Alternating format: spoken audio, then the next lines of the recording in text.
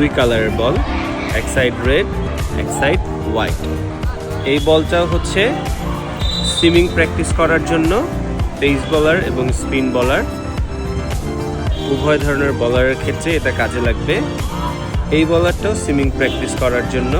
এটা হচ্ছে যখন আমরা শর্ট ডিস্টেন্সে করব সেক্ষেত্রে বলটাকে ভালো বোঝা যাবে, সেটা পেস বলার হোক আর স্পিন বলার হোক। আমার সিম পজিশনটাকে প্রপারলি রিড করবার জন্যই মূলত এই টেকনিকটা।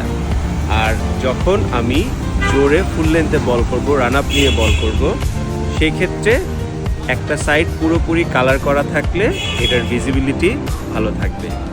আর শুধু সিমের কাজটা যদি কালার করা থাকে সেক্ষেত্রে যখন আমি জোরে বল করব তখন এটার ভিজিবিলিটিটা একটু লো হয়ে যাবে। তাই এইটা হচ্ছে যখন আমি শর্ট ডিস্টেন্সে, স্পেশালি যখন আমি ড্রিল করব, পেস বলার, স্পিন বলার, আমি যখন আপরাইট সিম পজিশনে ড্রিলটা করব তখন আমি এই টেপ ইউজ করতে পারি। আমি এখানে টেপ ইউজ করছি, বাট কেউ চাইলে এটাকে কালার করে নিতে পারে স্প্রে কালার দিয়ে।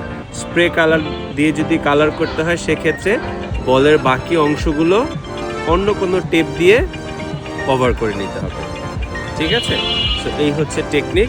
সো যারা পেস বলার, স্পিন বলার আছো, যারা সিম পজিশন ঠিক করতে চাও, সো সেটার জন্য তোমরা এই বলকে ডিফারেন্ট ওয়েতে কালার করে এই কাজটা করতে পারো। Thank you very much.